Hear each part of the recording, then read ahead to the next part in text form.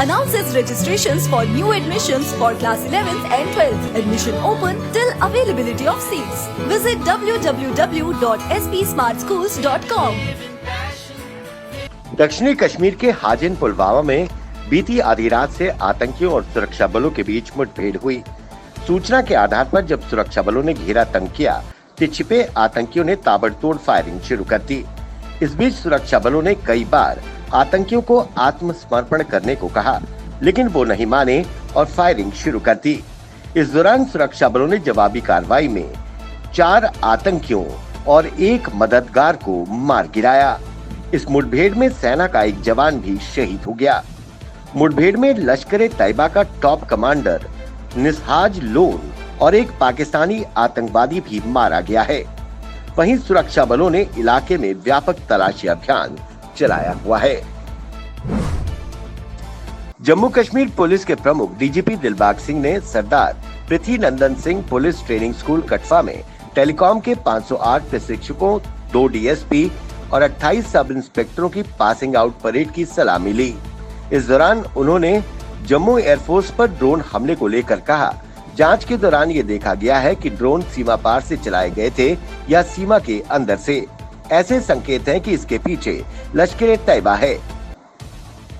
हम इस हमले से जुड़े अन्य पहलुओं की जांच कर रहे हैं। केंद्र शासित प्रदेश जम्मू कश्मीर के NH 44 पर स्थित बनिहाल काजीकुंड टनल का 24 घंटे का लंबा परीक्षण सफल रहा है। ये परीक्षण आज सुबह 10 बजे समाप्त हुआ। अब उम्मीद जताई जा रही है कि इसी महीने में इसे यातायात की आवाजाही के लिए खोल दिया जाएगा। नवयुग इंजीनियरिंग कंपनी के प्रमुख प्रबंधक मुनीब ताक ने बताया कि पिछले एक पखवाड़े से नियमित अंतराल पर सीमित वाहनों के टनल में ट्रायल किए गए। पहली बार 24 घंटे का प्रशिक्षण सफल हुआ है। उन्होंने बताया कि 10 वर्षों में 2100 करोड़ रुपए की लागत से 8.5 किलोमीटर लंबी टनल का निर्माण किया गया है। डीसी बांदीपुरा के निर्देशों के बाद नायब तहसीलदार अलोसा बांदीपुरा जमील अहमद के नेतृत्व में एक टीम ने परिवर्तन विंग के साथ मुख्य बाजार अलोसा बांदीपुरा और उसके आसपास के क्षेत्रों के बाजार की जांच की। जांच का उद्देश्य गुणवत्ता उत्पादों की उपलब्धता को सुनिश्चित करना है और आवश्यक वस्तुओं की कालाबाजारी, मुनाफाखोरों पर अंकुश लगाना था। चेकिंग के दौरान गलती करने वाले दुकानदारों से 1250 रुपए जुर्माना वसूला गया। भद्रवाह के प्रमुख गुज्जर नेता फारूक चीची, जिन्होंने हाल ही में कुपवाड़ा जिले के राजवार हंदवाड़ा से इंडिपेंडेंट डीडीसी का चुनाव लड़ा था, वो अपने सहयोगियों और समर्थकों के साथ लालचौक श्रीनगर में अपनी पार्टी में शामिल हो गए। आयुष विभाग पुंछ ने पुंछ में एक निःशुल्क मेडिकल कैंप का आयोजन किया। ये कैंप 72 सीआरपीएफ बटालियन में लगाया गया। इस कैंप के दौरान जवानों को इम्यूनिटी बूस्टर्स दवाइयां वितरित की गयी। वहीं इस दौरान कोविड महामारी के बारे में भी इन लोगों को जागरूक किया गया। वहीं शिविर के आयोजन के लिए कमांडिंग ऑफिसर E72 ने आयुष विभाग को इस तरह के शिविर लगाने के लिए धन्यवाद दिया। जम्मू में पहले ही लोग बिजली की समस्या से परेशान हैं। ऊपर से बिजली विभाग की लापरवाही से लोअर रूपनगर के लोगों में रोष देखा जा रहा है। बीते दिन से बिजली की तार टूटकर नीचे गिर पड़ी है, परंतु पीडीडी विभाग का कोई कर्मचारी या अधिकारी इसकी सुध नहीं ले रहा है। बीते एक दिन से इलाके में पानी नहीं है।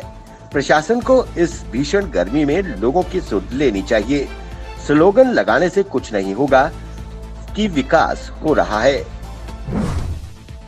लुलाब लाइंस ने एक एनजीओ ऑर्फन्स इन नीड के सहयोग से स्थानीय लोगों में कोविड-19 के बारे जागरूकता लाने के उद्देश्य से दूर दराज के नानमर्ग और लोहार बैग के गुज्जर बकरवाल समाज के लोगों में मास्क, सैनिटाइजर और स्टेशनरी का सामान वितरित किया।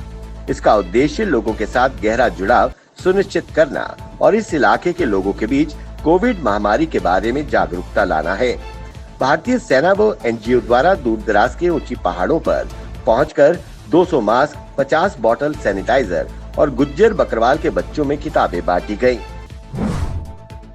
कश्मीर घाटी के राखी अरत बेमिना के स्थानीय लोगों द्वारा प्रशासन के उदासीन रवैये के खिलाफ जमकर विरोध प्रदर्शन किया गया। उन्होंने कहा कि इस क्षेत्र में मूलभूत सुविधाओं का अभाव है।